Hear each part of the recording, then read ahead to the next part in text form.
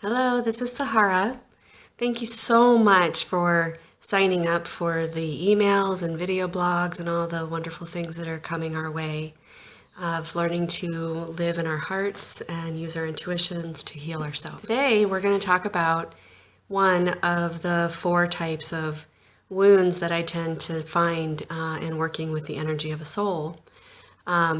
We have ancestral wounds, divine child wounds, soul wounds, and karmic wounds. And this is the first of some videos. If you've signed up, you're going to get them. So congratulations to you for taking these really brave steps and learning to understand what's really flowing and going on in your energy that affects your health, that affects your happiness, how you show up. So today, what I really want to talk about are ancestral wounds.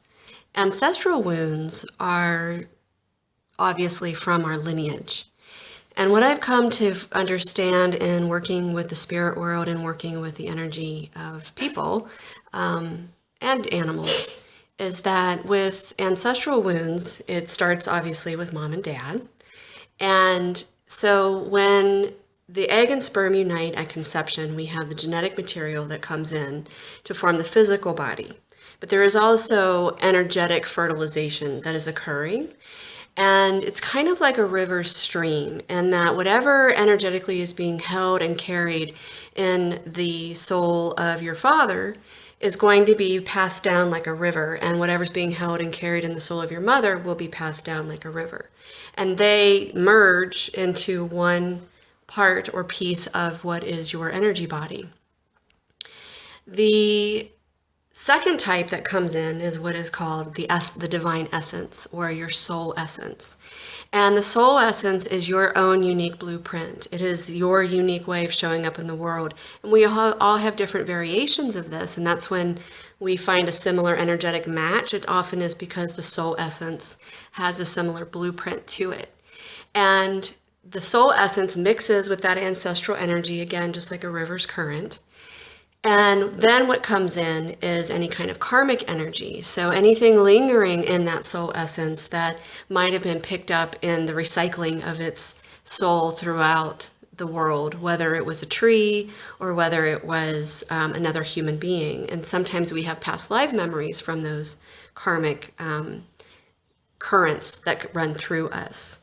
So the mix of the three fuses with the energy of the physical body. Then you have the ancestral energy coming in, the energy of the divine soul, the pure divine light that is you. And then you have anything lingering from past life stuff. And that begins to formulate what I call the energy body. And when I am looking and reading what the energy body is, it will show me different patterns or visuals. I'll see visuals or images of what that might be what might be carried in the soul that helps to understand how you're living your life. In describing it, when I would look at you and see your soul, the first thing I see are the different tributaries that are coming in and coursing in and through you. It all comes and swirls around you like a torus or the energy field. And in those tributaries are what we kind of inherit, or what merges at the fertilization of mom and dad having a conception of egg and sperm uniting. There's the physical material, but then we also have these currents that come through. The ancestral energy is about what your mom and your dad carried with them on a soul level in an emotional way of how they are seen in their family tribe, or their dynamic of the tribe in the greater community, how they were viewed as a child as from their mom and dad, and what was expected of them growing up. And so a lot of the way in which you're meant to show up in the world will be passed down from the ancestral energy of mom and dad. When you are a child growing up in a family dynamic, whatever it is, you already come into this world as this amazing divine being, just shining that amazing light that you see in the eyes of a child, and how it makes you feel just, it's kind of, it captivates you. How a baby will just shine that joy, and then immediately you feel joy. And really, that's our divine essence. That is the true nature of who you are, is that light and joy and love just beaming from you when you were a child. And we see it reflected back at us in the eyes of children every day. And what happens is we enter into a family dynamic where, maybe mom and dad are going through a divorce, or mom is sick, she's got some mental illness, or one of them's a narcissist, or one of them is abusive. There's a lot of different reasons why we might be affected in our childhood. But really what it is we are downloading all this information like computer chips from the ages of conception to around 3 to 4 years old. And as we traverse through that, our reality of where we were born, the energy comes in and starts to program what really defines your energy output. How do you radiate out to the world? So if you were taught that you are loved far more, if you're happy and jovial and then you get this reward of being loved, you will formulate that type of personality to be happy and jovial even if you're sad. And that actually begins to compromise the beauty of your soul. That begins to compromise your health. You could be raised in a family where dad was an alcoholic and mom was overly controlling because her husband was an alcoholic. And so really, no matter what you did, you could do no right. Everything you did was wrong. That emotional programming that comes into your energy body begins to start to tell you that I am only going to be able to be loved if I am quiet and reserved, that I may not be able to be loved. And so you begin to learn to traverse your world from a place of how do I fit into my family tribe.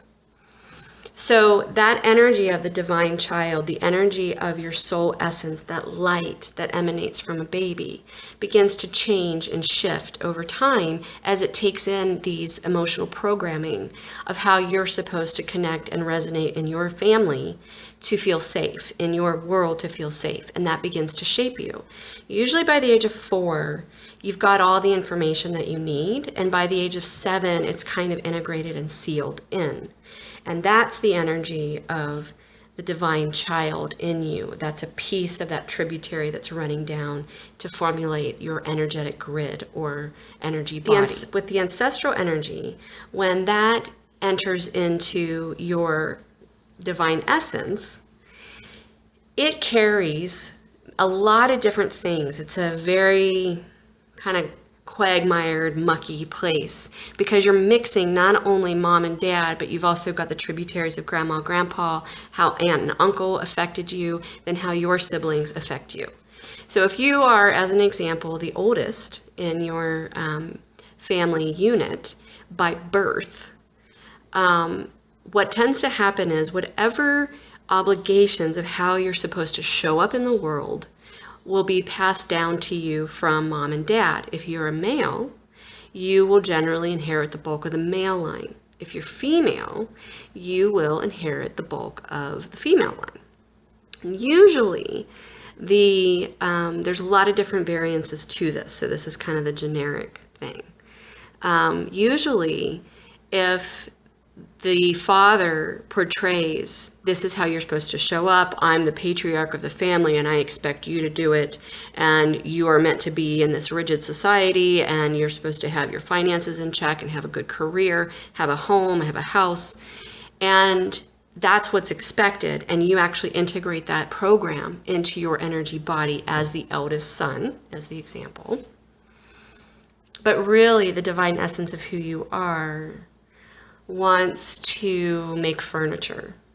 And that's what you would really love to do, is find a really sweet place in the country and make furniture. Maybe you don't even want to have kids. Maybe you actually just want to have a good 20 years on your own just to find who you are.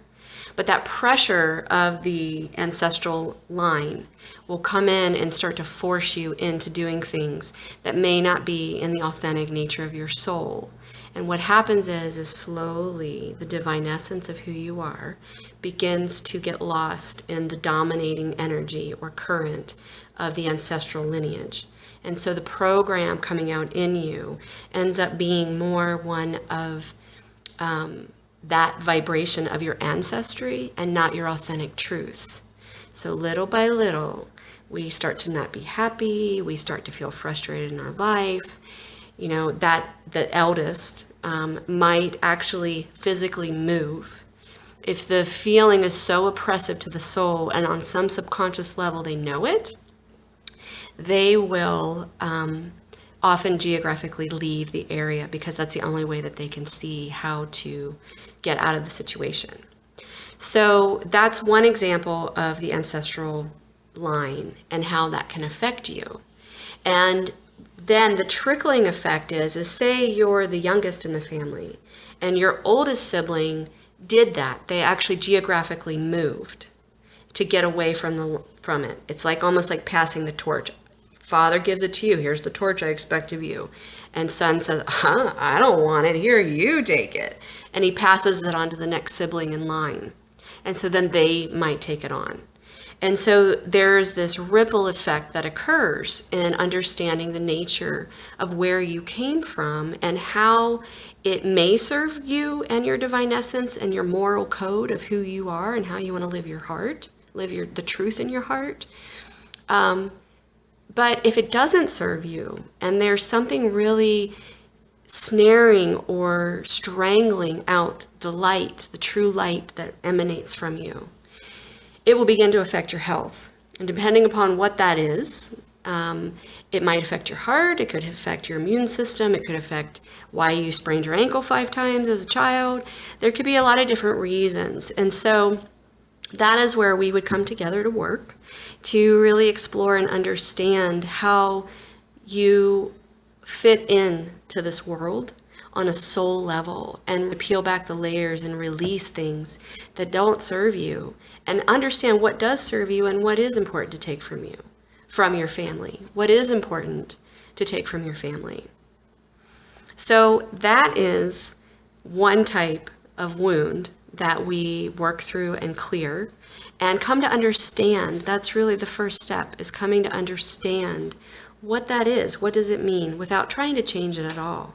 Because every step of the way, it's about love.